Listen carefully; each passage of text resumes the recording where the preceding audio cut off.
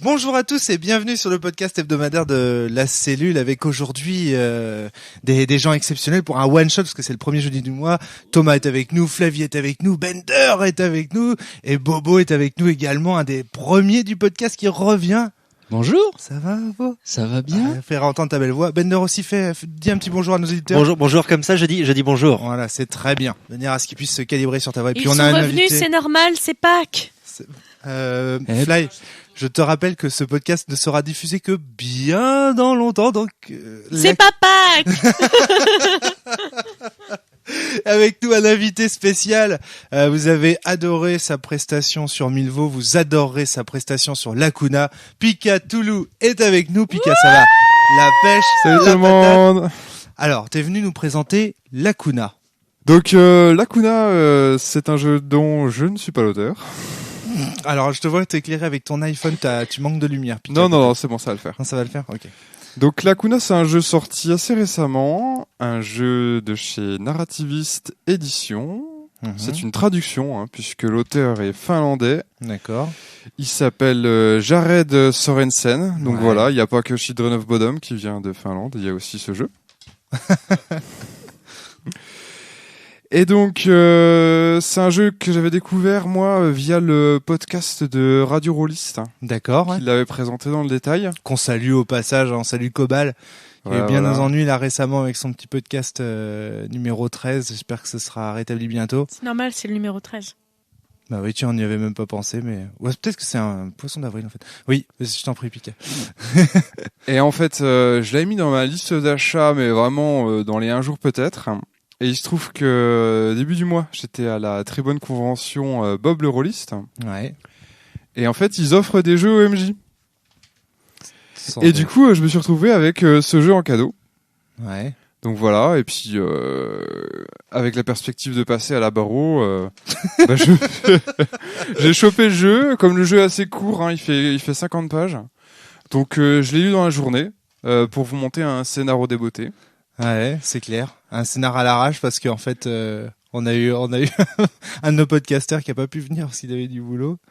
On devait faire un tout autre jeu, mais c'est très bien. Ouais, Sinon- ça a beau être au débeauté, ça va me permettre en fait d'exploiter des thèmes qui me sont chers, ce qui fait quand même que je vais pouvoir produire quelque chose d'à peu près fonctionnel. Ouais. Enfin, vous allez en juger tout à l'heure.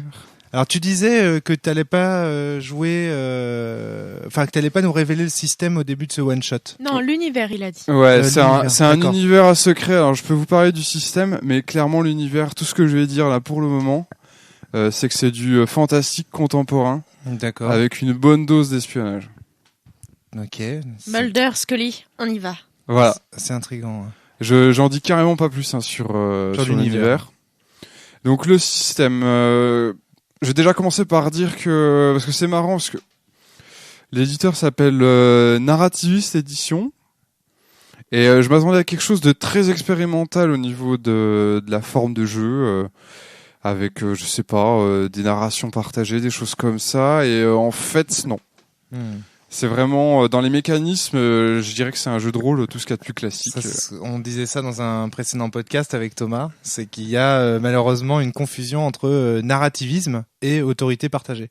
Souvent les gens se disent tiens, parce que le jeu a été estampillé par certaines personnes narrativistes, on va se dire tiens, l'autorité sera partagée. Mais c'est faux. Tu peux très bien avoir un jeu narrativiste avec un maître de jeu où l'autorité n'est pas du tout partagée. Et inversement, tu peux avoir un jeu où l'autorité est partagée, c'est pas du tout narrativiste. Après le jeu en lui-même, il me semble pas du tout qu'il se prétende jamais narrativiste ou quoi que ce soit. Il n'a pas la prétention de toute façon de sortir des sentiers battus au niveau des mécanismes. Au niveau de l'univers, par contre, il y a clairement une bonne dose d'originalité. Il y a un thème très casse-gueule qui, je trouve, est assez bien traité. Dans l'univers là. Ouais. On en parlera peut-être Tout à après fait. du coup. Et donc, au niveau du système, ça se joue comment? Il y a des dés, il n'y a pas de dés? Ah ouais, il y a des D6. Il me semble que le MJ a pas besoin de jeter de dés. Je trouve ça assez sympa. Parce que j'avais la flemme. Le système est, malgré quelques petites subtilités, est assez simple. En fait, ton personnage, il va être construit sur 3 attributs. Ouais. Puissance, ça va gérer, grosso modo, ça va gérer tout ce qui est bourriné dans le tas, interrogatoire musclé, enfin vraiment tout ce qui est les rapports de force, puis D'accord. aussi l'athlétisme. Enfin vraiment triompher des épreuves, on va dire par quand même plutôt la force brute. Il y a l'instinct qui va te permettre de faire de l'enquête, de l'investigation, de communiquer avec les PNJ. Et également d'avoir une certaine c'est un petit peu l'instinct de flic, hein, si tu veux. C'est un jeu L'intuition. ouais, et c'est un jeu où il y a justement t'as intérêt d'avoir la bonne intuition au bon moment parce que l'inattendu peut survenir tout le temps. Quoi. Ça fait rêver, ça fait rêver. C'est Voilà, ça, oui, c'est même l'inattendu, que moi, de j'adore, l'inattendu, j'adore, hein. j'ai Je pense beaucoup. que ce soir il y aura rien attendu. Hein. Oh là là. Et troisième attribut, c'est l'accès. En fait, l'accès, ça va déterminer ton rapport avec la compagnie. La compagnie, c'est une entreprise Oh. qui ouais, voilà, d'accord. qui embauche des Multinationale. personnages, voilà, qui embauche les personnages appartiennent tous à la compagnie. Et les rapports avec la compagnie sont suffisamment complexes pour qu'ils méritent quand même un tiers des caracs du personnage, quoi. Bon, C'est une compagnie genre un film avec Sean Penn et Michael Douglas ou c'est une compagnie genre le FBI? il a dit qu'il allait rien dire. Ah. Mystère. Bon bah il faut jouer alors. Moi maintenant on Ouais, m'a donné ouais, trop de ouais, ouais. mystère. On va bientôt jouer. Je finis un tout petit peu avec le système. Ouais, je t'en prie. Donc en fait, ces 3 attributs vont être décomposés en talents, 3 talents par attribut. Ouais. Donc là, grosso modo, ça donne un peu un niveau de détail un petit peu plus, une sorte de zoom, quoi. Donc ton personnage va pouvoir un petit peu se spécialiser dans ses talents. Ouais. Et donc le système se joue avec des D6. On doit en fait battre une difficulté qui est toujours de 11. Et ce qui est assez amusant en fait, c'est que tu peux, quand tu rates ton jet, Alors Tu qu'est-ce peux- que ça veut tu dire peux rater? recommencer. Faire au-dessus de 11 ou en dessous de 11 si tu fais en dessous de 11 en fait, tu rates? tu rates. D'accord, donc faut Donc, faire tu le dois- plus haut score possible. Tu as le droit de soit tu admets que ton action est ratée, soit tu dis je recommence le jet. Mais il faut savoir que tous les scores qu'on fait à tous nos jets de dés, ils vont s'ajouter à une caractéristique qui est tes battements de cœur, tes battements par minute. Ah d'accord.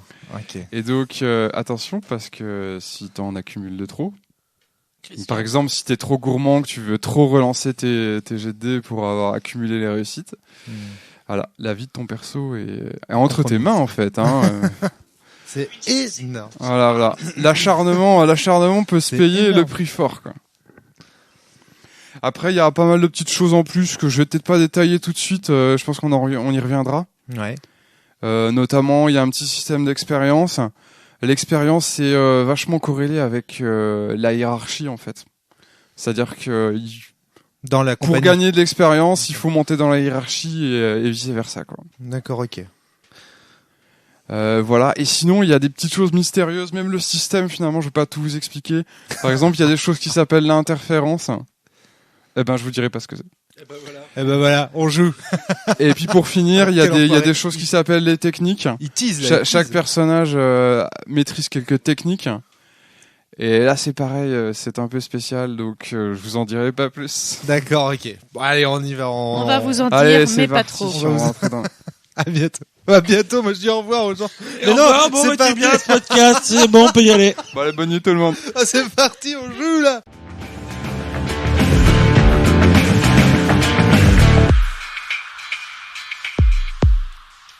Donc c'est bon là, ça y est, on a fait la partie. Waouh, éprouvant. Oui. On va faire un petit tour de table. Thomas, tu disais que tu avais un avis tranché à l'issue de cette partie. Ouais, moi j'ai trouvé ça vraiment pas mal. Alors attends, oui, c'est un pouce. Non, c'est pas ça, c'est ta mousse qui est en train de se barrer. Voilà. Ah là là. Ah non, Donc mais ouais, moi je trouvais ce jeu vraiment pas mal parce que au niveau des fiches de personnages, Ouais. nous avons des points de santé qui sont représentés par des BPM, des Des battements par minute. Et j'ai beaucoup aimé le concept parce que bon, ça change du point de vue classique. Ouais. Et que l'idée c'est qu'à chaque fois qu'on fait un jet, réussi ou pas réussi, donc on jette un certain nombre de D6, on additionne ces D6 et ça montre le coût en battements par minute que le personnage prend. Et Exactement. donc, au fur et à mesure qu'on avance dans le scénario, ben, on va voir notre rythme cardiaque s'accélérer, Voilà. sachant que le personnage a une limite maximale, et quand c'est atteint, c'est calme plat, quoi. L'encéphalogramme de la grenouille. Pour donner un exemple concret à nos auditeurs, moi j'étais un personnage assez de 28 ans. Ma limite c'était 192 battements par minute. Donc à force de lancer des D6, ça venait augmenter mon pool. J'ai commencé à 70, c'est-à-dire le battement normal d'un homme de mon âge. Et au fur et à mesure que je lançais des D6, donc si je faisais 13, mettons que mon premier geste était plus 13, hop, de 70, on passait à 83, etc. Jusqu'à ce qu'on arrive à la fin à 192, qui était ma limite. Et quand j'arrivais à 192, j'étais mort, crise cardiaque. Donc ça déjà, c'est vrai que c'est original parce que c'est à la fois les PV et en même temps c'est le potentiel, c'est-à-dire ce qui te permet d'agir. Et une autre règle que j'ai beaucoup aimé, c'est que bon, ce qu'on avait expliqué au début, c'est qu'à chaque fois qu'on doit faire un jet, il faut battre un succès de 11. Oui. C'est-à-dire que dès qu'on fait 11 ou plus, on considère que le succès est réussi. Mais si jamais on fait moins, on a toujours la possibilité de refaire le jet. C'est-à-dire qu'on est là, est-ce qu'on accepte l'échec ou est-ce qu'on relance? Sachant que si on accepte l'échec, eh ben les dés qu'on a lancés, on les additionne, ça nous fait notre nombre de battements par minute qu'on prend. Si on décide de relancer, on prend ces battements par minute dus à l'échec et on relance le dé. C'est-à-dire que non seulement on prend l'échec en battement, mais en plus on va prendre le succès, Voilà. le futur succès peut-être en cas de relance successful. Voilà. On va les prendre en Donc plus. on augmente. Donc est-ce que le joueur est prêt à accepter son échec ou pas? Et j'ai trouvé si l'avantage dans le jeu, vu qu'on a joué en groupe, ça a permis à bout d'un moment, vu qu'il y a des joueurs qui étaient plus ou moins spécialisés, de dire attends, c'est pas à moi de faire le jet et perdre des BPM, plutôt laisser un autre joueur de façon à ce qu'on crève moins vite. Benjamin, ça avait l'air de te faire tiquer. Ouais, je dirais que c'est plutôt dans quelle mesure on va choisir de s'enfoncer ou de pas s'enfoncer. Ouais. Plus que de réussir ou de pas réussir. Ouais. Dans quelle mesure tu vas accepter de te pénaliser pour réussir. J'adore le concept du point de vie. Point de vie, battement de cœur. Ouais, mais ça part super vite. Voilà, mais justement, parce qu'il y a des moments, je pense par exemple, je regarde ton personnage, qui lui donc est mort en premier, qui a fait beaucoup d'échecs et qui les a souvent refusés, qui a dit non, je suis pas d'accord, je veux pas échouer, je veux relancer mon dé. Donc là, on voit bien la prise de risque, et tu vois, regarde, tu lui jettes des dés, tu jettes des dés parce que tu ne veux pas louper ton jet, que tu veux réussir ton action, et en contrepartie, tu t'es peut-être pris 50 pulsations d'un coup. Parce que tu n'as pas voulu cet échec. C'était vraiment ça. C'est ce côté, dire qu'il y a un moment, peut-être qu'en tant que joueur, tu as dû te dire, bon, tant pis, je tombe dans l'eau, il y a un requin qui va me bouffer une jambe, je prendrais peut-être des battements par minute, mais c'est pas grave. J'ai pas pris mes 50, j'en ai peut-être perdu que 30. Alors, est-ce que toi, Ben, tu recommençais à refaire tes jets en te disant, comme ça, je charcle mon personnage et ça va être carrément plus rigolo de jouer avec après quand il sera bien charclé? Non, j'ai pas vraiment. Au début, tu perds quelques jets de dés, mais ça vient pas si vite. C'est que au bout de, finalement, c'est sur quoi? C'est sur 3 actions que j'ai perdu le maximum de points. Ça te tombe dessus comme un PV, hein, si tu veux, un PV de flic. Ça, tu les vois pas venir et finalement ça devient un peu douloureux, accumulé. Alors là, attends, parce que moi, j'avais 29 ans. Enfin voilà, Eric Palmer là, il a 29 ans. Il est en super conditions physiques. Nous représentons en fait, je sais pas exactement ce qu'on représente encore, mais on est l'élite.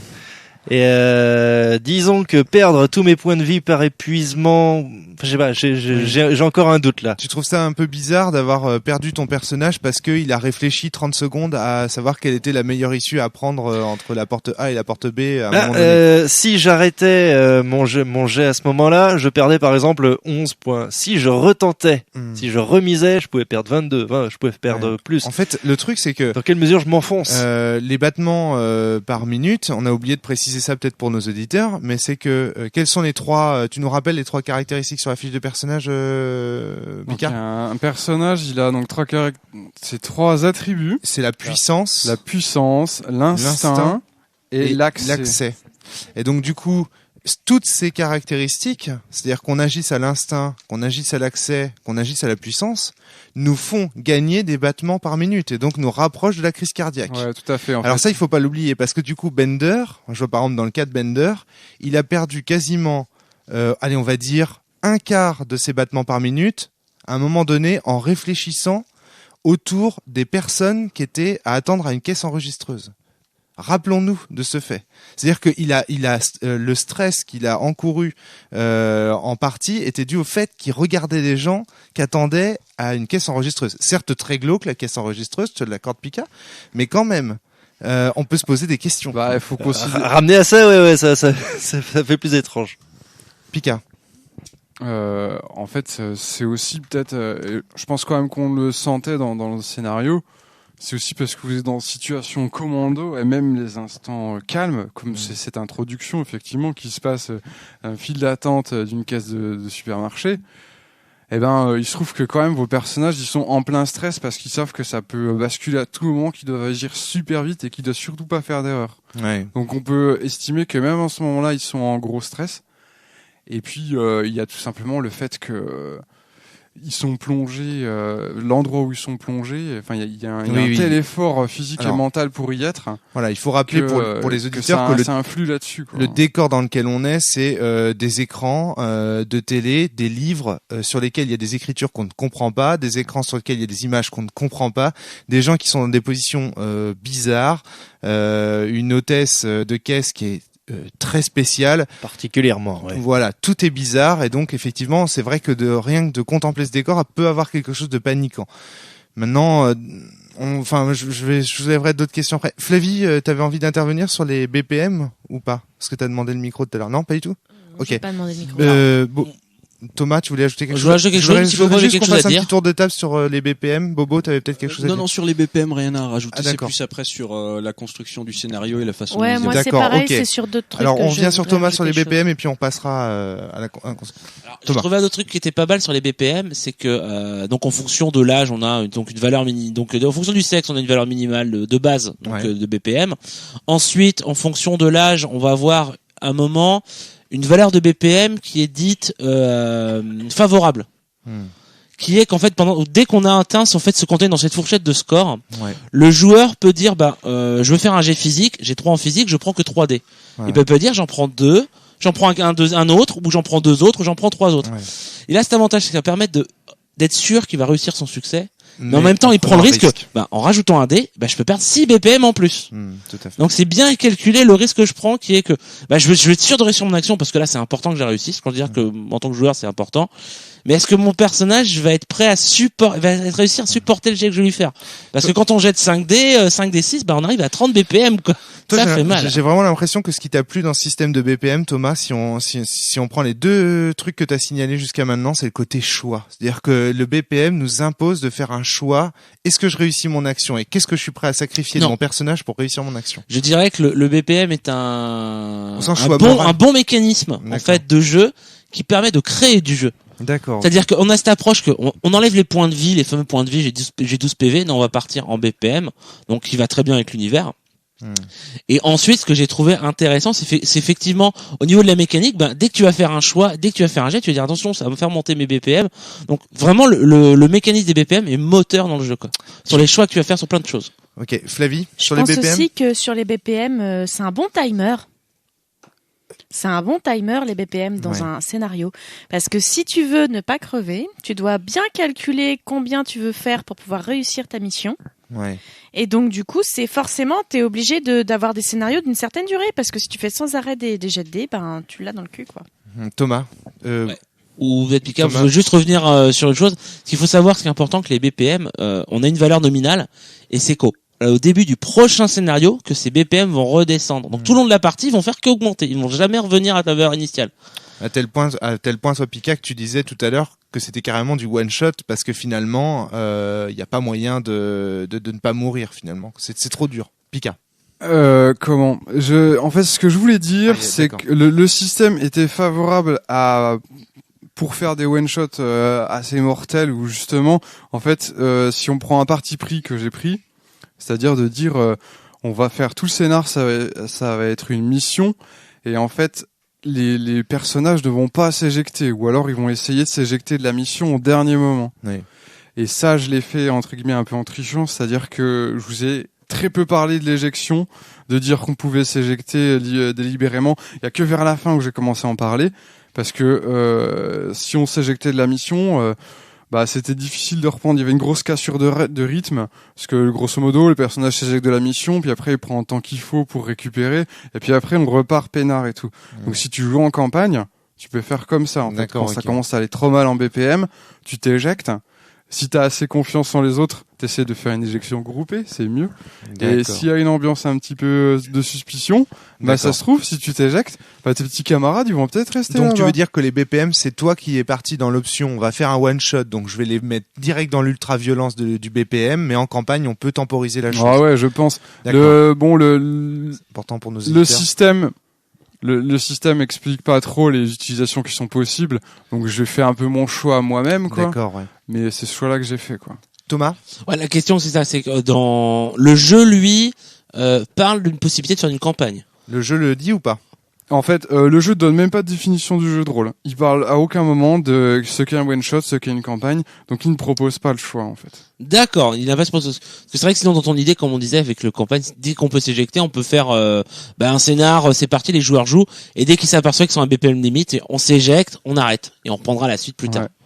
Là, à ce moment, je pense que le MJ, s'il veut que le BPM garde un intérêt, soit il va jouer sur le fait que peut-être que tout le monde va pas vouloir s'éjecter s'il y a des dissensions au sein du groupe. C'est machin, t'es blessé, vas-y éjecte-toi, on va faire le reste sans toi, pas de souci.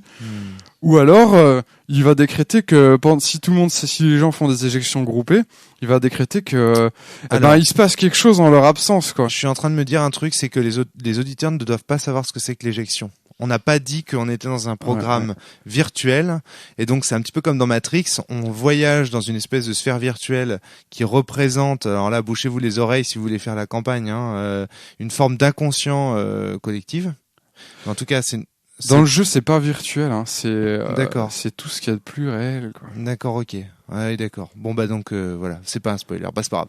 Mais en tout cas, l'éjection, ça va nous permettre de sortir du trip et de restaurer ses battements par minute. Ouais. Voilà. Alors en fait, si tu veux bien, Romaric, Pika. Et après on passe à Flavie, il y avait une question. À moins que... Il y a un moment ou un autre où de toute façon je vais vous débriefer sur l'univers, quoi. D'ailleurs ça va un peu spoiler sûrement, mais ce sera plus simple après d'avoir vos retours sur expérience. Donc soit on le fait maintenant, enfin après la réaction de Flavie, soit on le fait à la toute fin, ou à la toute fin on explique un petit peu les mystères. J'aurais juste une réponse à Thomas à faire avant, et après Flavie, tu disais. Alors moi c'est de loin là avec ce qu'on a fait là, j'ai l'impression qu'il y a pas mal de choses qui sont pas expliquées dans ce JDR. Et notamment, j'ai l'impression que les BPM, alors c'est une bonne idée, mais du coup à la fin, ils servent un peu à tout. Notamment comment gérer les combats.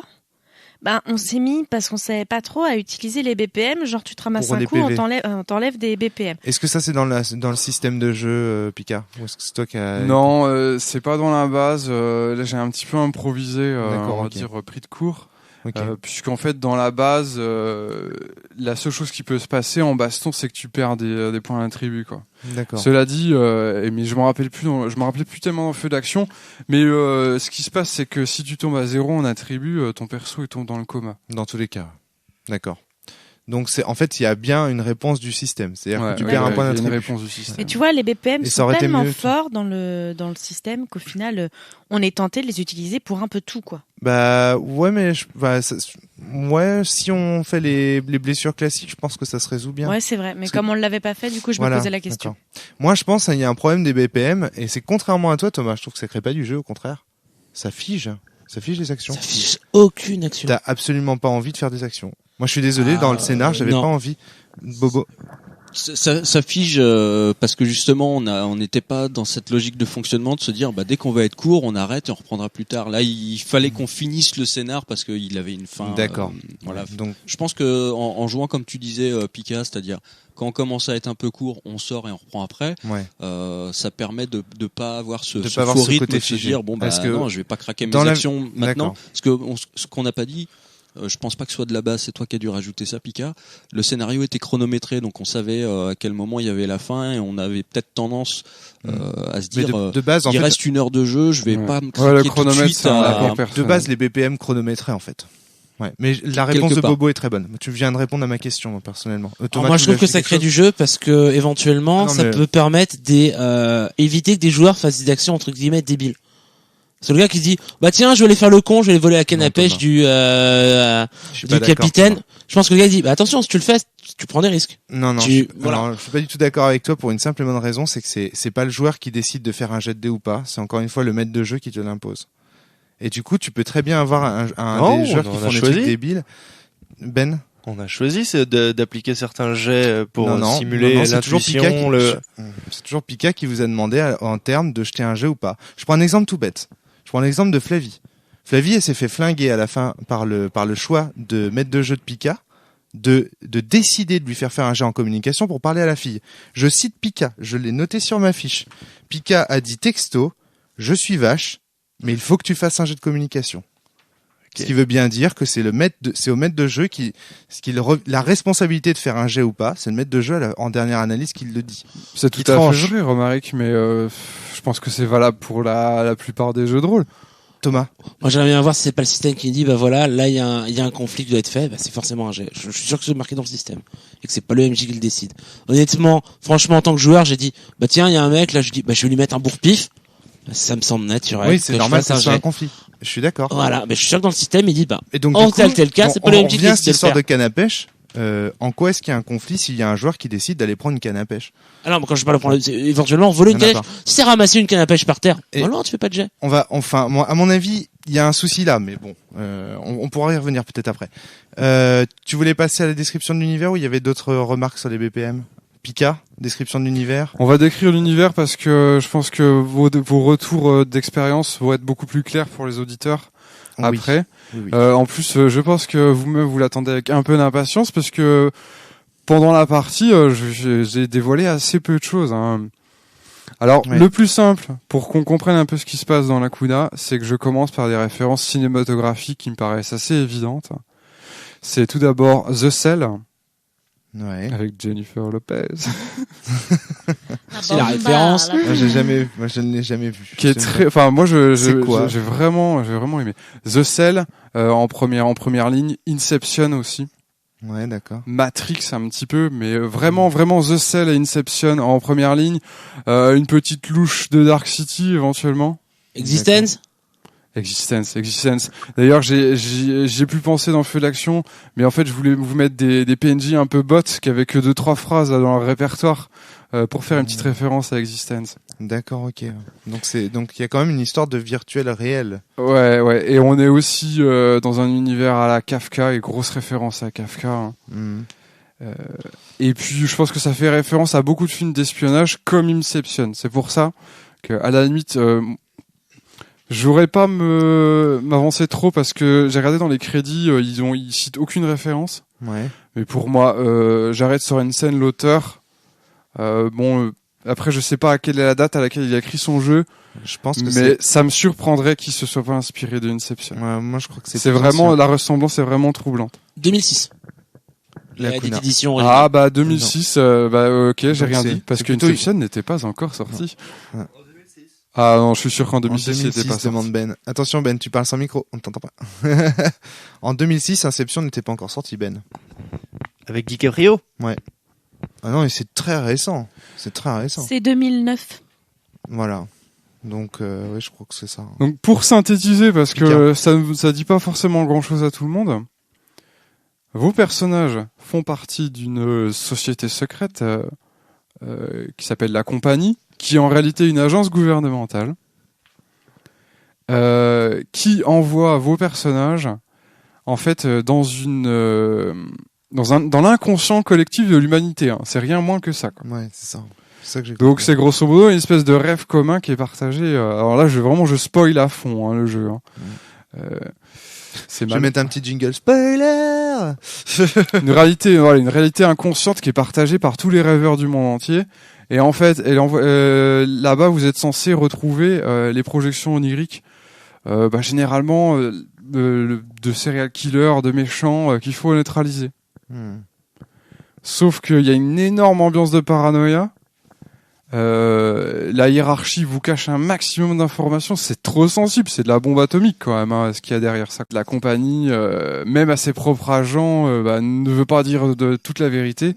Parce que c'est vraiment une révélation extrêmement sensible et on veut pas que le monde sache qu'on peut se balader dans l'inconscient collectif de l'humanité et puis tout casser à volonté quoi. Et c'est cette ambiance de suspicion qui règne vraiment quand on lit l'univers et que j'ai essayé de retranscrire dans la partie test. C'était bien fait ça. Thomas. Donc en fait, en termes de jeu, les joueurs, leur but, ça va être de découvrir ces vérités. Alors oui, tiens. C'est pas le but des agents. Hein. Normalement, non, les personnages sont censés rester le plus ignorants possible. Je parle bien des joueurs, possible. pas des personnages, hein, des joueurs.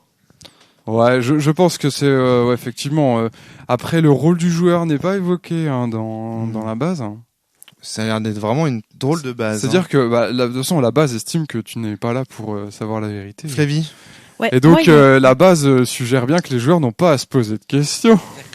Alors, Flavie. Moi, il y a ce que tu dis là sur les joueurs, ça m'amène à une question que je me suis posée sur le but des joueurs. C'est-à-dire que quand on a commencé le jeu, moi personnellement sur la première scène, je me suis sentie un peu frustrée parce que je ne savais pas quoi faire, j'avais pas de but.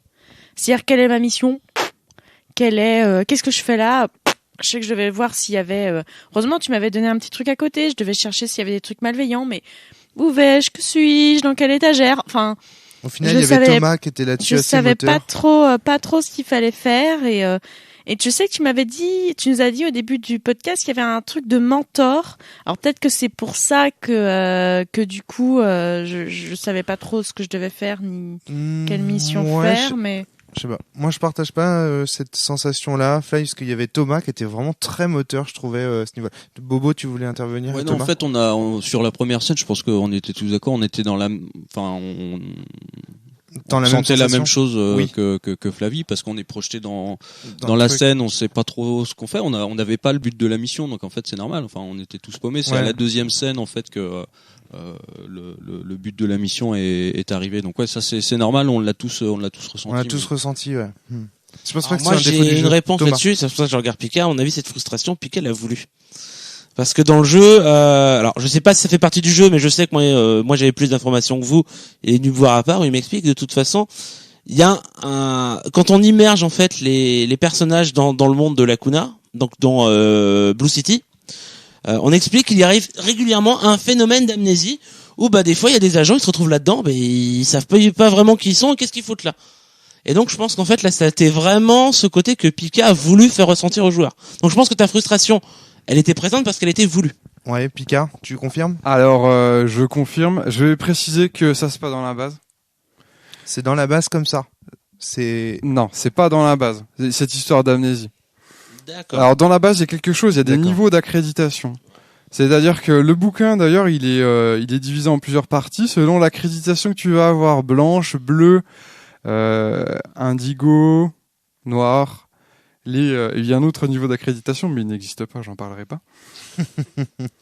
Et dans le podcast de Radio Rollis, ils expliquent que c'est une référence au jeu de rôle Paranoia. D'accord. Oui, voilà le côté très très administratif. Voilà. Et en fait, selon le niveau d'accréditation de ton personnage, en tant que joueur, tu as le droit de lire seulement certaines sections. Et en fait, normalement, un personnage débutant, il a niveau blanc. Et en fait, je suis quand même censé donner quelques informations, parler de la compagnie. Je crois que même pas qu'on explique tellement qu'il y a un inconscient collectif. C'est juste, grosso modo, les joueurs doivent au moins savoir que... Enfin, pas tellement plus, en fait. Hein. Ils savent qu'ils se projettent dans un monde virtuel. Mm-hmm. Et que leurs chefs connaissent la vérité et qu'eux, ils sauront quand ils seront plus grands. D'accord. Donc j'ai un tout petit peu forcé le trait parce que ça m'intéressait justement cette histoire d'ignorance sélective.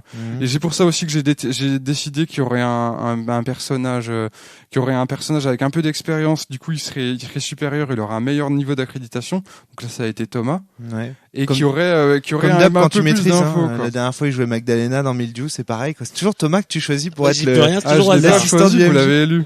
C'est nous qui avons pas voté. au hasard du tout. Tu t'es dit ouais, je serai le commandant, je vais diriger la troupe. Et comme d'hab, en termes de commandant, t'es une chèvre. Il faut le dire. Voilà. Bon, la prochaine fois, je te le repasserai de nouveau, Bobo. Je sais que t'aimes bien ça. Qu'est-ce que tu voulais dire? Ah, c'est un bon chef, Bobo. Je veux dire que mesuré. Ce que j'ai aimé ce que ça dit Pika, c'est qu'apparemment la base est prévue pas que pour le MJ, mais prévue aussi pour les joueurs. C'est-à-dire que le créateur a dit voilà, moi je fais un bouquin pour tout le monde. Et que d'un point de vue d'accréditation, donc je suppose que le MJ a l'accréditation la plus haute, donc peut lire des pages que des joueurs ne liront peut-être jamais. Mais sinon, le livre. Je pense que j'avais pas l'accréditation la plus haute parce que je pense qu'il manquait des pages pour que je comprenne tout. Alors, soyons clairs, la base, elle est monstre tripée, quoi. Oui, moi j'ai feuilleté un peu, c'est très très particulier. C'est incroyable. Voilà. Mais j'aime bien en tout cas cet aspect de créateur qui dit je vais faire un livre pour tout le monde. Un petit livret. Ça te fait... Juste pour réagir à ce que tu disais sur la base, effectivement, moi, ce qui m'a bien fait marrer, c'est pour le côté un petit peu on censure, il y a des choses que vous devez pas savoir. Ouais. Il y a des paragraphes qui sont écrits à l'envers, qui sont ça j'ai pas vu, mais c'est surtout les coups de sur marqueur noir. Ouais. Genre non ça vous pouvez pas le lire. Tu sais à quoi ça me fait penser, Bobo ? Il y a de la censure. Ouais. Ça me fait penser à Rétrofutur. Oui, un peu. Dans le côté basse tripée avec des. Et pas que dans dans la typo de la base, il y a aussi le côté, là on en a pas parlé, le pool de points qui était mis sur la table, qui est l'interférence, où au fur et à mesure des conflits des joueurs avec le monde ou des joueurs entre eux, on venait un petit peu le remplir. Moi, c'est vrai que ça me faisait penser à la substance mort de Rétrofutur. Alors, tu pourras nous donner un peu plus d'infos sur ce mécanisme ? J'aimerais bien. Comment ça s'appelait ? Ça s'appelait l'interférence. Donc, c'était des marqueurs qui étaient placés, que tu plaçais en fait au milieu de la table dans un récipient en fonction de certaines conditions. On n'a pas d'ailleurs tout saisi les conditions. J'ai l'impression que c'était quand il y avait deux joueurs qui s'opposaient, il y avait deux marqueurs qui arrivaient. Il y a aussi quand il y avait un échec. Un échec sur un dé. Il y avait un marqueur qui arrivait pour un échec. Quoi d'autre, Pika ? Il y avait, dans mon souvenir, je crois que en fait, dès qu'il y avait une discordance dans le groupe, l'interférence, on avait à mort. D'accord, ok. Une discordance dans le groupe, t'avais de l'interférence. Donc en fait, en gros, j'avais l'impression que c'était quand il y avait des conflits entre les joueurs ou des échecs de joueurs. Alors, je vais récapituler, ne se passait pas lorsque comme on le voulait. Oui, Pika. Ouais, effectivement. Donc, si un joueur ratait son jet, si deux personnages rentraient en conflit, alors on mettait des points dès qu'il y avait un conflit, et surtout si les personnages commençaient à faire des conflits en utilisant les dés, en fait, des jets de dés en opposition, là il y avait encore plus d'interférences. Il y avait des conflits si un joueur utilisait une technique. Je pense que ça, les techniques, on les a à peine effleurées. Hein. Oui. Il y avait aussi une interférence si un PJ remettait en cause sa hiérarchie. Alors, je pense que Mathieu a géré ça aussi. Il y en a eu. Et pour finir, il y avait de l'interférence si on rencontrait une araignée, ce qui a été le cas. Donc Mathieu, pour les auditeurs, c'était l'assistant de Pika. C'était un gars qui assistait au scénario et qui aidait Pika à s'occuper de ses petites pièces. Ouais, en fait, normalement, c'est au MJ de gérer les interférences. Voilà. Mais je trouvais ça plus intéressant de laisser un joueur gérer ça. Surtout que j'imaginais au début de la partie, avant qu'on comprenne vraiment ce qui se passait, je pense que les autres joueurs devaient se demander ce que Mathieu faisait, rajouter des jetons. C'était bien ça. Hein. Et normalement, à chaque fois qu'il rajoutait un point d'interférence, ça avait des conséquences sur l'univers. Quoi. Moi, je trouve ça génial de se poser des questions sur les pourquoi est-ce que ça augmente, comment ça augmente, etc. Ça me rappelle en fait un projet qu'on avait eu avec Frédéric Sintès à un moment donné, c'est de créer un jeu dans lequel les joueurs ne connaissent pas les règles et le but des joueurs, c'est de trouver les règles du jeu en fait. Bah, il y a un peu de ça. Et il y a un côté comme ça, et je trouve que ça augmente au niveau de la paranoïa, c'est-à-dire que les joueurs autour se posent des questions sur l'univers en même temps qu'ils se posent des questions sur le système, en même temps qu'ils se posent des questions sur les gens qui sont autour de la table. Et ça, côté synesthésie, on y est à mort, quoi. C'est-à-dire, il y a le côté, je ressens une sensation qui est très proche de celle de mon personnage, à savoir cette paranoïa, le monde qui me ment, etc., le malin génie. Thomas, tu voulais J'avais une question. Est-ce qu'il y a une explication à l'interférence ?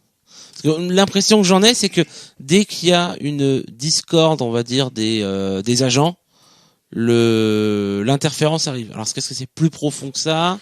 Est-ce que ça reste un mystère du jeu ? On en revient au niveau d'accréditation. Voilà, j'ai pas eu accès aux pages qui expliquaient. Il y a la même chose dans le film Inception. C'est assez marrant. Il y a la même chose. J'ai mon idée, c'est que si vraiment on est dans l'inconscient collectif, le nôtre compte aussi. Et donc, je pense que pour être puissant dans cet inconscient collectif, il faut que tous on fasse des actions qui aillent dans le même sens. Et le fait de se répandre dans différentes directions et dans différentes intentions, je pense que ça crée un espèce de bug dans l'inconscient collectif qui fait que cette interférence intervient. Et en fait, ils expliquent que les meilleurs agents, c'est les pros de la méditation transcendantale. C'est des gens ultra zen. Ultra zen, ouais. Dans un monde, on te demande le formulaire B72, étage A44. Merci l'administration. Doc Gineco, lui, il a l'accréditation maximum. C'est le meilleur agent infiltré. Bobo, tu voulais ajouter quelque chose ? Je voulais rebondir en fait sur un truc que t'as dit, Thomas. Je pense pas qu'on ait vraiment eu la réponse. On joue des agents on nous cache plein de trucs, on est là pour faire un petit peu le ménage, récupérer. Mais donc l'agence, a priori, enfin la compagnie ment. Est-ce que quelque part dans les niveaux d'accréditation supérieurs, il y a quelque chose qui laisse aller les joueurs, vous allez commencer à vous poser des questions sur l'agence et peut-être à la remettre en cause. C'est pas du tout envisagé? Non, en fait, il y a aucun scénario dans la base. Il n'y a pas de scénario et il n'y a pas du tout. Il y a vraiment, on n'explique pas le rôle des joueurs. Il y a même pas un paragraphe qui va expliquer quels sont les thèmes, il n'y a pas de note d'intention de l'auteur. C'est juste que quand tu lis la base, déjà même en tant que MJ, tu sens qu'on te cache des trucs sur la compagnie. Donc tu comprends que ton rôle en tant que MJ, c'est d'amener les joueurs vers cette. Il y a un côté patient 13 là, non? Ouais. Comme tu disais, il y a un petit côté patient 13. Dans patient 13, sans vouloir spoiler, bien en fait, le MJ ne reçoit peut-être pas 100% des informations dont il pense avoir besoin, quoi. Thomas, tu voulais ajouter quelque chose? Sur le fait qu'il n'y ait pas de scénario, là, je sais que t'as utilisé une méthode particulière pour créer le scénar. Maintenant, toi qui as eu le bouquin dans les mains, la base ne t'a pas donné d'inspiration pour créer le scénario, parce qu'en fait, je ne vois pas comment le jeu, dire tout seul, là, juste avec le système qu'on a eu, pour moi, tout seul, tu ne peux pas créer de scénario. C'est-à-dire, je ne vois pas les mécanismes qui permettent que le scénario se mette en place tout seul. Donc, je vois pas comment. Dans le background, tu veux dire? Thomas. Alors, sans même parler de background, je veux dire que, quelles sont les techniques de la base qui permettent de dire au MJ, voilà comment on crée un scénar. Ben, toi, t'as un jeu de rôle comme ça, tu es capable de faire un scénario direct avec? Oui.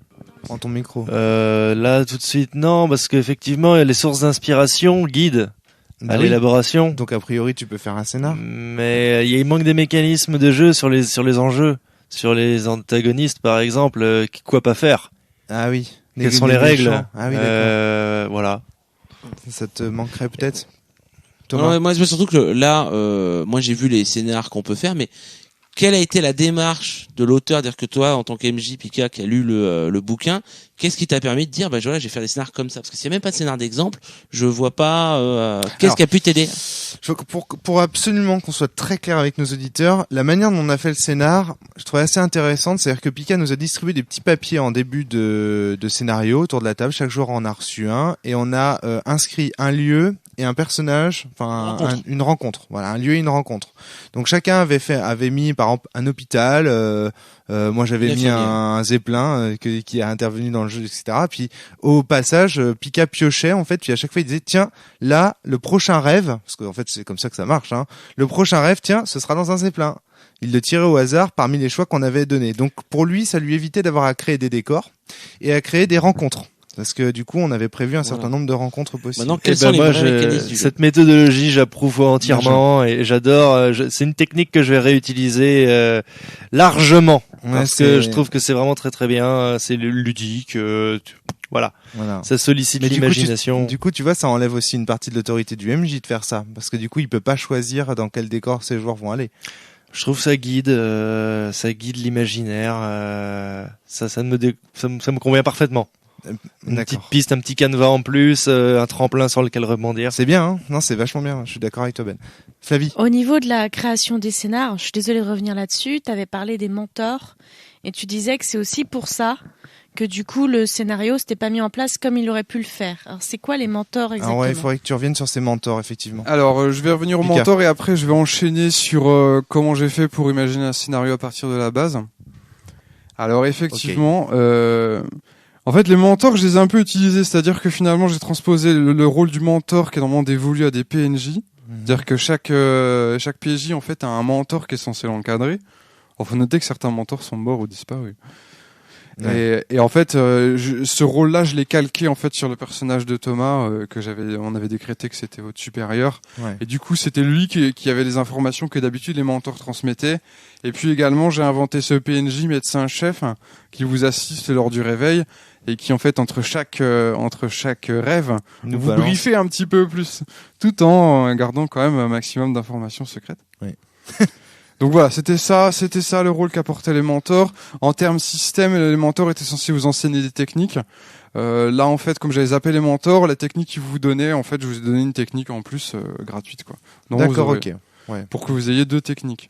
Donc, en fait, Et voilà, sinon les mentors en fait, je pense que c'est des gens souvent parce que plus tu progresses dans la hiérarchie aussi, plus tu te retrouves en bisbille avec la hiérarchie. D'accord. Et du coup, les mentors, c'est aussi des fois des gens qui allaient soit vous manipuler pour arriver à leur propre fin, ou soit essayer de vous ouvrir les yeux sur la réalité. Ok. Et donc, pour finir mon petit speech sur la construction du scénario, bon, je pense honnêtement qu'un MJ débutant risque d'avoir du mal avec cette base. Je crois même d'ailleurs un gars qui ne connaît pas du tout le jeu de rôle, par exemple, c'est pour expérimenter. Je crois même d'ailleurs que la base des conseils, parce qu'ils disent, par exemple, si vous ne savez pas c'est quoi le jeu de rôle, il vaudrait peut-être mieux pas commencer par celui-là. D'accord.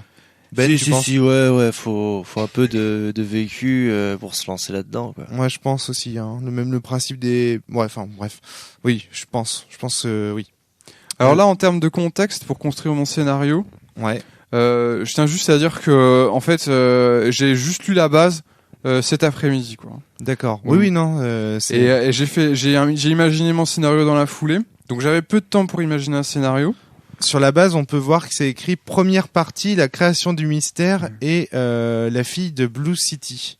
C'est-à-dire, il semblerait que ce livre soit une première partie. Ouais, effectivement. Donc, est-ce que c'est du faux teasing parce qu'il y a tellement de mensonges dans ce jeu. Est-ce que ça se trouve il y a peut-être jamais de deuxième partie. Lacuna 2 quoi. Ouais, d'accord. Okay. J'en sais rien. C'est le genre de la Et maison. bon, surtout pour dire, en fait, moi c'était un thème, le thème des voyages oniriques, les références à The Cell, Inception, les réalités virtuelles. C'est quelque chose qui me tient énormément à cœur. Et ça faisait longtemps que j'avais mon trip personnel de faire, peut-être seulement one shot, mais de faire un jeu de rôle à Inception. Et si tu veux, Lacuna, il a répondu en plein à mes attentes. Ah oui, toi, t'en es satisfait. Bah, tu vois, ça tombait bien parce que moi j'avais une idée comme ça de jeu qui me trottait par la tête. C'est vrai qu'on t'a clairement, j'avais pas le temps de concevoir un propre système. J'avais fait une ébauche, mais j'en étais pas satisfait. C'était une ébauche où par contre où les personnages avaient beaucoup plus de pouvoir pour modifier la réalité. Donc Pika, toi en tout cas, ce que tu te dis, c'est que finalement le jeu est tombé au bon moment et donc du coup t'as plus aucun mal à trouver à décrire un scénario, quoi. Après bon, j'ai quand même fait beaucoup de rénovation majeure pour faire mon scénar, notamment en décrétant effectivement que c'était les joueurs qu'elle imaginait au départ, quelles allaient être les rencontres, quels allaient être les lieux visités. Donc il y a beaucoup de choses qui ont été tirées au hasard. Tout à fait. Ça, c'est pas du tout suggéré par la base. Parce que là, je donne quand même un pouvoir créatif aux joueurs qui est inhabituel pour un jeu de rôle standard. D'accord. Et qui est pas du tout conseillé par la base. Parce que je pense que dans l'idée de paranoïa, le maître de jeu est peut-être conseillé. Flavie, mais en fait, il y a des bonnes idées dans Lacuna, mais je crois que l'une des raisons pour lesquelles ce jeu ce soir il a tourné, c'est parce que tu as rajouté ce que j'ai décidé d'appeler les picaseries. Les picaseries. Pour lesquelles d'ailleurs il faudra faire un podcast, puisque tu as de très bonnes idées. Mais je pense que ce jeu de rôle, il a un gros souci. Il ne décrit jamais qui fait quoi, à tel point que le premier tour de jeu, on a été obligé de s'arrêter pour se déterminer qu'on ferait des tours de table, parce qu'on ne disait jamais qui fait quoi, à quel moment on fait ça, quelles sont les règles, quand est-ce que le maître de jeu, quand on réussit un jet de dés, qui dit qui fait son succès, qui décrit, rien n'est jamais dit. Thomas. Alors, si ça a été catholique sur la table, c'est parce que il y a eu des indisciplines des joueurs. C'est-à-dire qu'on a l'habitude de jouer ensemble et que généralement les gens s'autogèrent et que là, effectivement, ça s'est mal passé. Donc, à un moment, on s'est dit bon bah, on est beaucoup, faut se mettre un peu de discipline. Mais c'est comme ça dans tous les jeux. Après, moi, j'ai pas lu la base, donc je sais pas si le jeu te dit bah dans tel moment, faut faire telle chose. Ouais, moi, donc moi, j'irai pas jusque là, j'irai pas avancer jusque là. Parce que moi, j'ai en plus trouvé la partie très efficace. C'est-à-dire que pour moi, le jeu il est fonctionnel. Efficace une fois qu'on a mis en place des choses et grâce au petit truc de Pika. Enfin, moi, je me pose la question, est-ce que c'est marqué dans la base jusqu'où est-ce que les picaseries nous empêchent de voir comment le véritable jeu qu'on traite aujourd'hui en one shot? En l'occurrence, moi, ça a certainement troublé ma vision, parce que alors la picaserie, du nom Pika, hein, à l'occurrence, il a rajouté un timing au jeu qui m'a énormément convenu, que ça aussi je vais le réutiliser par séquence de 25 minutes, si j'ai bien compris, qui correspondent donc à quoi? À un cycle de concentration. Et bah dis donc, ouais, c'est plutôt efficace, ça permet de faire une pause de 3 minutes tous les 25 minutes. Donc c'est séquentiel et ça permet de percevoir la fin d'un scénario, ça permet de se percevoir dans le temps quand il va se terminer, ça permet de souffler, de savoir qu'une séquence se termine bientôt. Aussi, ça passe vite dans 5 minutes. Ce qui est intéressant, c'est que ça collait aussi vachement bien à l'ambiance du jeu. Et ça collait au scénario. De rêve en rêve, c'est saccadé, enfin en tout cas l'ambiance du scénario de la partie qu'on a jouée. C'est-à-dire que ta picaserie, là en l'occurrence, le fait de faire 25 minutes, alors je sais pas si tu fais ça à tous les jeux de rôle. Pika. Alors le chrono, c'était une grande première. D'accord, ok. Bon bah en tout cas ça fonctionne très bien pour la Kuna. C'est limite un poil court, mais c'est bien. Je pense que c'était mieux parce que je voulais qu'on soit efficace, je voulais vous mettre le stress, donc il fallait que ce soit trop court de toute façon. D'accord. Ouais. Bobo. Non mais pour la mécanique que tu voulais mettre en place, impeccable. Après pour revenir sur ce que tu disais, je pense que ça venait aussi donc. Tu disais Flavie de l'indiscipline au début, mais qui était aussi induite du fait que on est balancé dans le monde, on savait rien. Et du coup, on cherchait tous, on cherchait tous à avoir des infos. J'ai pris une note parce qu'à un moment, quand on fait un succès, on savait pas qui devait décrire, et donc on a posé la question. Et tu as bien dit, Pika, que c'était pas dit dans la base qui devait décrire. Je cherche. Et que du coup, voilà, il y a pas mal de choses qui ont l'air vraiment d'être un petit peu à la décisionnaire. Normal, quoi. Alors, fait 50 pages, tout n'est pas décrit. C'est à la table de se trouver sa petite marche au début. Je pense que, on aurait commencé le scénar sur sur un timing, sur le tout premier chapitre, un peu plus long pour qu'on trouve nos marques. Et après enchaîner sur des cycles de 25 minutes pour le côté un peu stress, tu vois. Là, je pense on aurait mieux géré le départ. Mais voilà, bon, par exemple, là, on voit que dans la base, ils disent, voilà, si vous faites un score inférieur à 11, l'action échoue. Point. Ils ne précisent pas qui décrit les conséquences de l'échec ou s'il y a des conséquences à décrire. C'est-à-dire qu'on est vraiment dans un cas de jeu de rôle traditionnel où le maître de jeu te pose une difficulté, te demande de faire un jet, et c'est à toi de le faire et de réussir ou d'échouer. Parce qu'effectivement, généralement dans les bases, quand ils ne décrivent pas, ils ne disent pas exactement c'est le MJ ou c'est le joueur, par défaut c'est le MJ qui décrit. Tout à fait. Voilà, exactement. Donc là, c'est vraiment ce le qu'on a MJ fait. qui doit décrire. C'est ce qu'on a fait. Je crois qu'on a bien joué. Mais par contre, il y a toujours ce problème, Thomas, sur lequel tu n'avais pas l'air d'être d'accord tout à l'heure, mais qui fait que c'est finalement le MJ qui décide quand est-ce que tu perds tes BPM. Parce que c'est lui qui te demande quand est-ce que tu fais ton jeu ou pas. Alors, tu me diras oui, il y a toujours les joueurs autour pour dire quand c'est cohérent. Moi, je pense que les joueurs ont leur libre arbitre, donc que le MJ m'impose tout, faut peut-être pas déconner. Non, c'est pas ce que je veux dire, mais il y a quand même pas de moyen de contrôle à part la bonne foi de tous les joueurs autour de la table. Quand quelqu'un dit maintenant tu fais un jet, quand le MJ dit tu fais un jet, à moins que les joueurs se révoltent entre guillemets contre le MJ, disent non, je suis pas d'accord, parce que là c'est quand même cohérent, tu vois. Pika. Alors, je pense que le jeu, même si il se positionne pas clairement, mais en fait le fait de pas se positionner, c'est une réponse déjà. Le jeu se présente comme étant, du point de vue du système, un jeu de rôle traditionnel. Ouais, c'est pour ça que on n'explique pas qui décrit le succès, parce que c'est sous-entendu que c'est le MJ, puisqu'on est dans un jeu de rôle traditionnel. J'insiste sur un point, c'est que le MJ, il est appelé comment dans le jeu ? Il est appelé contrôle. Ouais.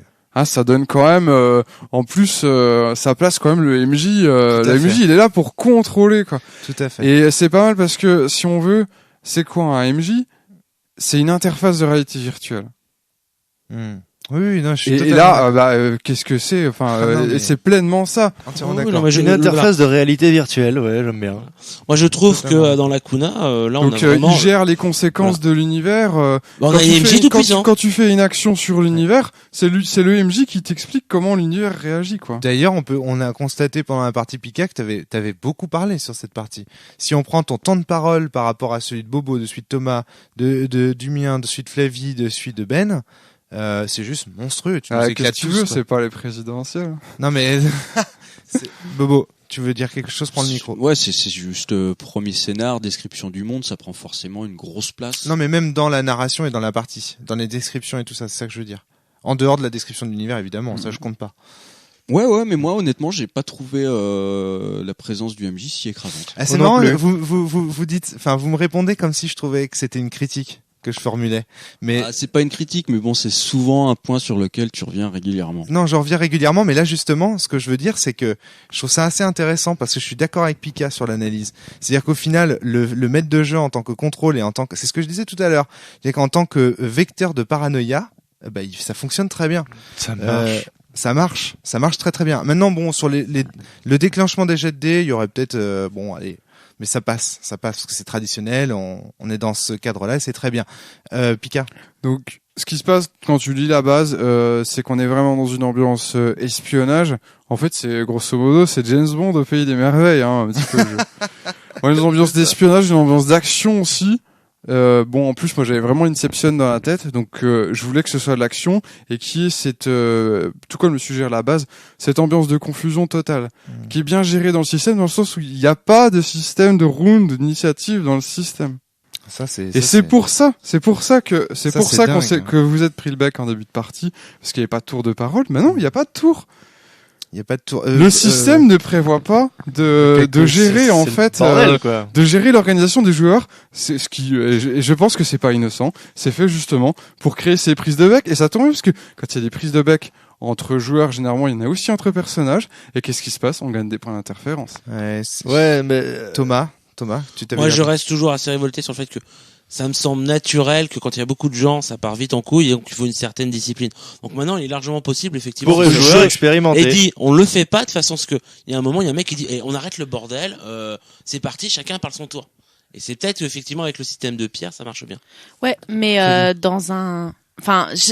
dis pas par là que j'aime pas le jeu, hein, mais dans un jeu bien fait, on se dit que peut-être il y aura un moment ou un autre à la table beaucoup de gens et donc on met en place quelque chose pour éviter qu'on se prenne la gueule. T'as entendu ce que dit Pika? Oui, c'est-à-dire que le but, c'est fait pour. C'est fait exprès. Ouais. Et moi, je pense qu'il a raison. Et en plus, le jeu parle énormément du rapport à la hiérarchie et à l'autorité. Et ce qui est quand même pas mal, c'est comment on a tranché ces problèmes. C'est juste. C'est que on a imposé des tours de parole. C'est-à-dire qu'il y a deux personnes, c'est Flavie et Thomas, il me semble, qui ont insisté pour qu'ils se tournent de parole. Mais ça veut quand même dire aussi qu'à ce moment-là, il y a eu un conflit d'autorité, quoi. Et entre guillemets, Flavie et Thomas, ils sont posés ils ont imposé, en fait, ces tours de parole, quoi. Et Flavie et Thomas n'étaient pas n'importe qui dans le scénario, en plus. Ouais, en plus, c'est assez leurs marrant, personnages avaient tous les deux des raisons d'être autoritaires.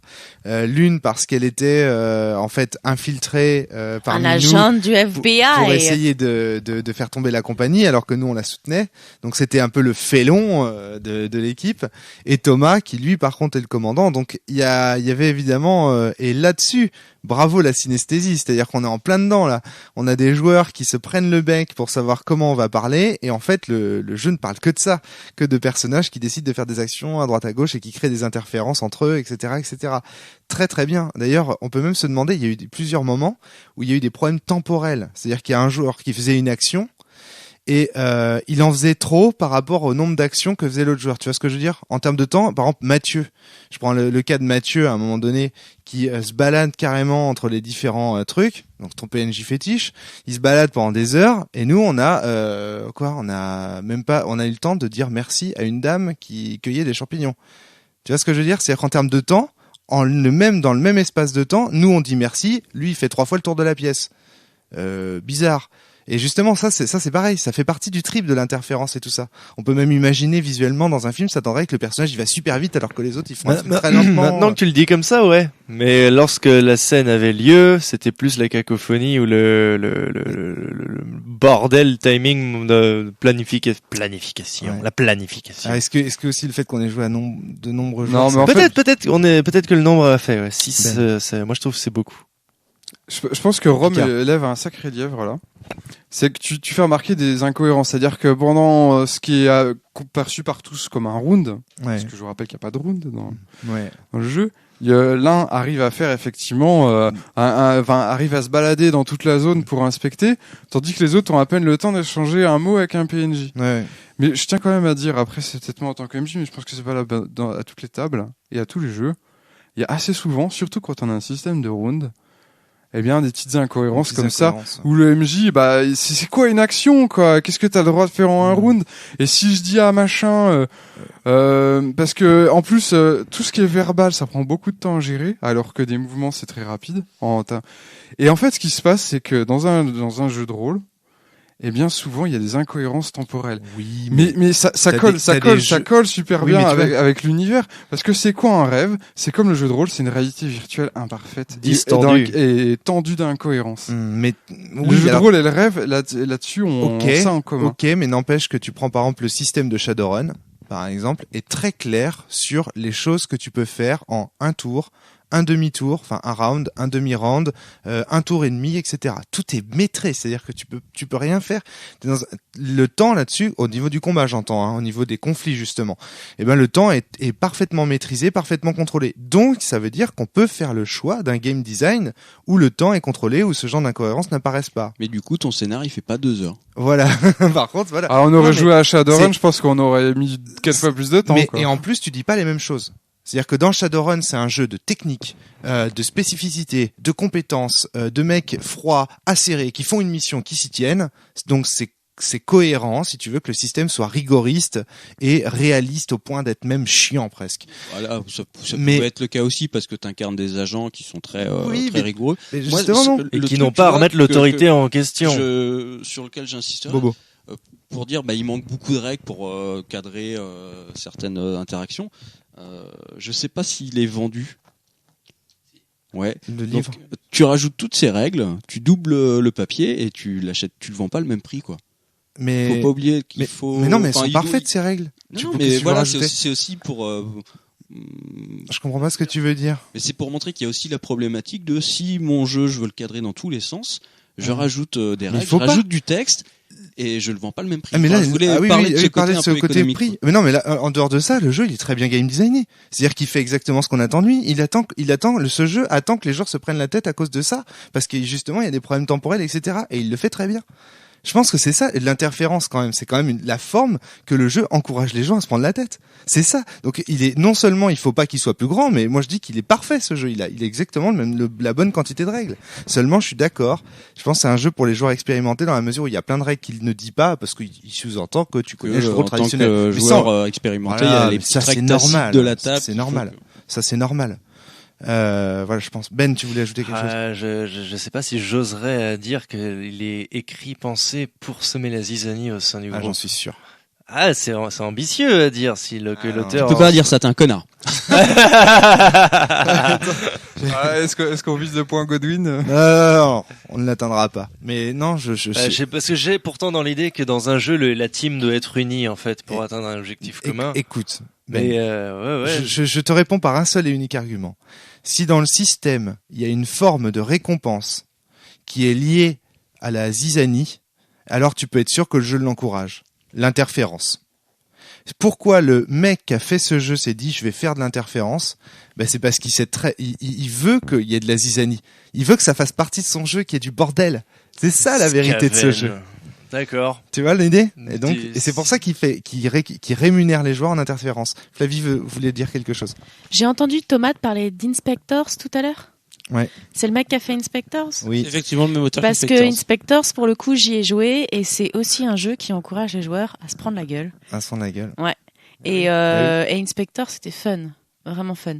Donc, si c'est le même auteur, on peut supposer qu'en effet, c'est ce qu'il pousse à faire. Donc, on peut faire un dernier petit tour de table pour conclure. Les impressions globales, à moins qu'il y ait des choses à ajouter sur ce point. Mais je pense qu'on a déjà bien dégrossi le jeu. Bobo, qu'est-ce que t'en as pensé? Je passe le bon de commande. Toi, tu commandes le jeu direct? Ouais. Peut-être pas pour faire des chroniques, mais pour des petits one-shots comme ça, moi je le trouve. Qu'est-ce que t'as trouvé palpitant? Qu'est-ce qui fait que tu dis ouais, quoi? Les règles bien calibrées pour se donner un petit peu de peps, un petit peu de stress sur. C'est pulp à mort. Hein. Ouais, c'est super sympa. Ouais. Je suis d'accord. Après, c'est juste le truc qui m'ennuie un petit peu, c'est le côté, ça se donne des ambitions de pouvoir mener des enquêtes avec un personnage qui peut mourir très vite. C'est un petit peu ce qui me frustrait aussi dans certains scénars de Cthulhu avec la SAN, tu crèves très vite et tu refais toujours les mêmes scénars où tu apprends toujours un petit peu du mythe mais pas les gros mystères. Alors a priori, il y a quand même la solution de la campagne et de sortir quand le pot d'échappement, quand t'es essoufflé, quoi. Pika, ce jeu en tant que maître. Moi, donc avant de commencer à jouer, j'avais un gros flip. C'était que là, on partait sur des parties pris assez forts. Ouais. Déjà de 1 parce que je vous ai pas briefé sur l'univers, mais du tout, quoi. J'en ai vraiment dit minimum. Et en plus, on partait sur un monde onirique, donc je savais, même si au final, j'ai peut-être mieux fait passer la pilule en laissant les joueurs choisir les lieux et tout ça, mais je savais que j'allais vous imposer des choses illogiques. qui allait sans doute des choses illogiques, des choses d'apparence incohérentes, même si pendant tout le scénar, j'ai essayé de retrouver une cohérence derrière tout ça. Et j'avais peur en fait que vous sentiez qu'on vous imposait un univers qui avait ni rime ni raison, et que de toute façon, en tant que vos personnages n'avaient aucune façon d'influer en quoi que ce soit. Ça, j'avais vraiment peur de ça, parce que on peut avoir des réactions vraiment de rejet importantes quand on propose à des joueurs en fait des univers très barrés dont on leur donne pas les clés. Ouais, mais là, Pika, t'as un avantage avec toi, c'est que le système il est fait pour ça. T'as les battements de cœur et tout ça, il est super calibré pour ça, quoi. Tu vois bien que le but c'est de te foutre la merde et de te faire stresser. Tout le monde est en stress, quoi. Ouais, donc du coup, c'est un cœur qui bat pour mettre en fond sonore. Ah, tu plaisantes. Tu veux nous tuer ou quoi? Ça aurait été bon, t'accélères le rythme. Tout le long du jeu, faire un fond sonore doucement, un cœur qui bat. Il y a une musique de Tomb Raider 2 que tu peux utiliser comme ça. D'ambiance track. Moi, les thèmes de la perdition, la folie, l'enfermement, j'aime bien. Surtout quand c'est une prison de l'esprit. Et bon là, c'est ça aussi que ça me fait penser, un tableau dans un tableau, pas vraiment de fin, pas de début, tu sais plus quelle est la vraie réalité, quelle est la réalité. Et sur le système sur le système, donc je trouvais que j'ai voulu tester. J'ai l'impression que tu avais été un peu frustré toi par les BPM. T'es un peu le joueur qui est pas frustré, étonné que ça monte si vite. Surpris, j'avais pas envisagé ça. Au bout de 30 minutes de scénar, t'étais déjà à 2/3 de ta jauge, toi. Quelque chose comme ça, ouais. Je pensais que c'était un peu comme la San, que ça partait vite par moment, mais pas si vite dès le début. C'était mon premier test, j'étais autant surpris que vous, mais bon, c'était le but que je recherchais. C'était d'être autant surpris que vous par le jeu, quoi. Dans la mesure où je ratais les actions et que je voulais les retester, je m'enfonçais tout seul. Mais la punition était très très sévère. À chaque fois, le fait de la crise cardiaque, mort imminente. C'est beaucoup de points d'un coup qui peuvent être pris si tu es pour un simple jet de dés. Mais bon, c'est le jeu. Voilà, mais ça m'a plu. Le thème, t'es un agent. Moi, ça me plaît aussi. Moi, j'en ai encore le palpitant qui bat 200 à l'heure, quoi. Alors que pourtant, j'ai pas beaucoup participé. Moi, je pense que c'est un jeu qui peut me donner des sensations comme les premiers Cthulhu où t'as peur pour ton personnage. Ouais. Alors que c'est un jeu où tu peux crever en 2-2. Flavie, toi, t'as l'air d'être la plus sceptique parmi nous, je pense, sur ce jeu, au final. Moi, j'ai trouvé qu'il y avait des très bonnes idées. Maintenant, je suis pas fan des cacophonies. Je suis pas fan des prises de gueule pendant les scénars. Donc même si c'est le but du jeu, je préfère la façon dont il l'a fait dans Inspectors où c'était vraiment, c'était bien mené en fait. Tu pouvais pas rentrer vraiment en conflit en disant mais j'ai rien compris, qu'est-ce qui se passe là, on s'écoute pas.